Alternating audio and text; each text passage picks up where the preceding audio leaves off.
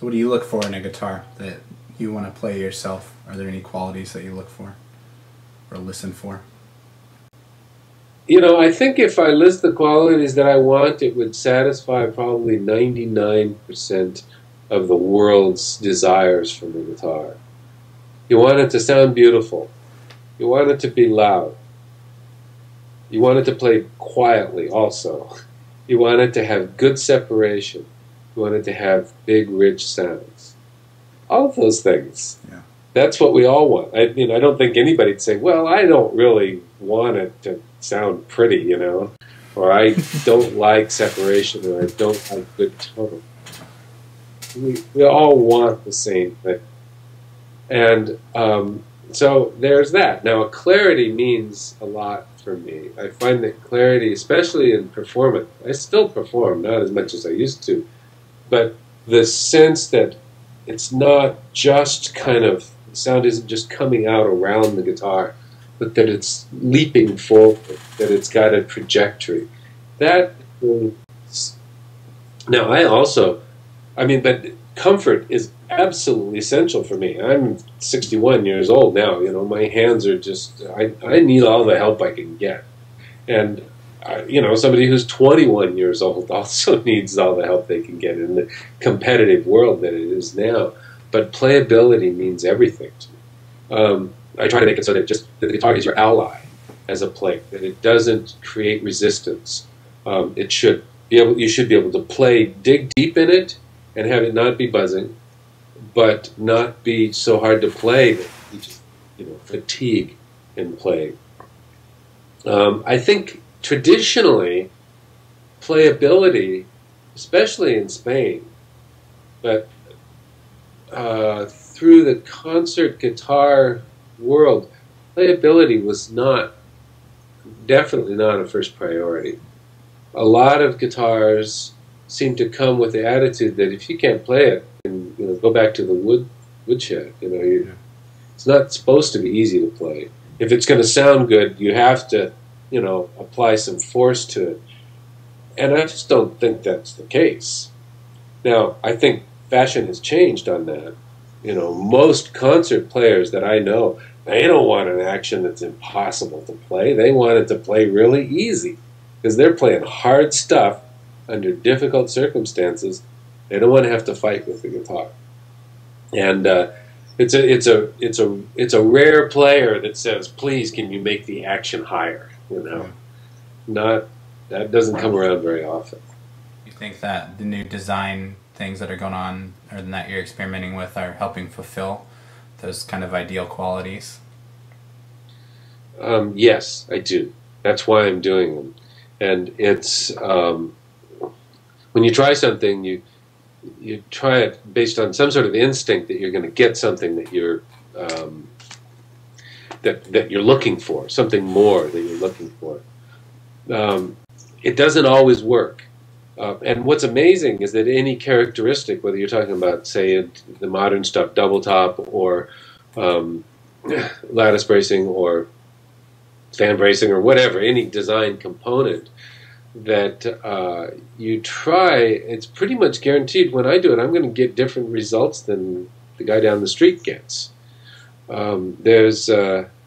Everybody brings their own set of sensibilities and maybe talents or just results to the work with them.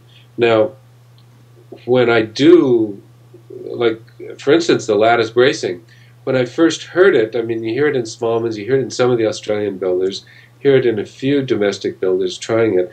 It was when I first heard it, I did not like the sound. It was not something that I embraced. I was never seduced by the sound of a lattice-braced guitar. They could be very impressive, very loud, but strident. Now, you know, you hear John Williams play a Smallman. I'm sorry, he sounds great on it. It's great. It must be a great guitar because he sounds great on it. And other people playing too. But when I would sit and play, I'd say, well, it's amazing, but it's not for me. Now, I finally heard one guitar that a friend of mine built that I really liked. And it was a lattice-braced instrument, and that was all that I needed. I said, well, it can be done. It can be beautiful. I'm going to try it. Now, in this case, I tried it on a double top, and pretty much every builder that I talked to about that said, "Are you crazy? That's a dumb idea." And I thought it was a kind of a dumb idea too, but it was. I was just being kind of pulled along because people, I think things like double top and lattice become almost a kind of a brand that guitarists bandy around. They talk about this. It's a lattice. It's a double top. Well, just those words don't really tell the story by a long ways. It's only a little characteristic in any instrument. And yet, I decided to put them both in the same one. So maybe it's like having roast beef and pastrami, or ordering fish with your chicken, but that's what I decided to do, and it worked. The first time I tried it, actually at first I didn't like it, but then the guitar sat around for a little while and it really broke in. And so I tried it again, and I would find this characteristic that working with this design, first day, no, not good. Second day, interesting. Third day, oh my God. And I don't know why. I really don't know why it goes through this transition, because most of it's just hanging on the wall. It's not being played or anything. It's just sitting there waiting to get better. Each of the elements, elevated fingerboard, sound ports, definitely the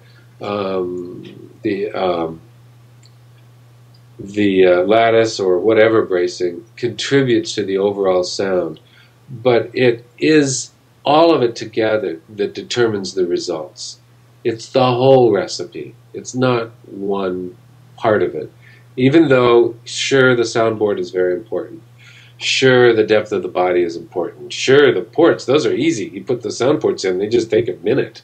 And you get a big change, and a big positive change. It's a good thing. It's a cheap trick. Double top is not a cheap trick. It's a lot of work, it's a lot of expense, and it's a lot of R&D. So, cheap tricks, expensive tricks. You put them all together and you hope you get something that you like better than you did last time. Frankly, I find that the instruments are still getting better even when I don't change anything. And I can't explain it. I cannot explain that. But just get more comfortable with the process. Do you think that the new designs are going to displace the old style of building? Boy, that is a question. And I have certain constituents. There are constituents who really resent the new design, whether it's mine or somebody else's. Doesn't matter who you're talking about. That there is a population in the classical guitar world that pretty much thinks that the classical guitar is perfect as it is, whatever that means. Whether you're talking about Torres or Rodriguez or Hauser or Fleta or maybe some later ones, Friedrich or I don't know, whoever you want to, this European school. And then you start talking about Smallman or Damon or myself or Humphrey or something, and then no, that's modern, that's not good. So it's like there's the old and the established ones, and there's the new ones. Old, good, new, bad. Now, I don't buy that. I like the old ones. I learned a lot from them. But I don't think history is going to stop there. It's just not going to.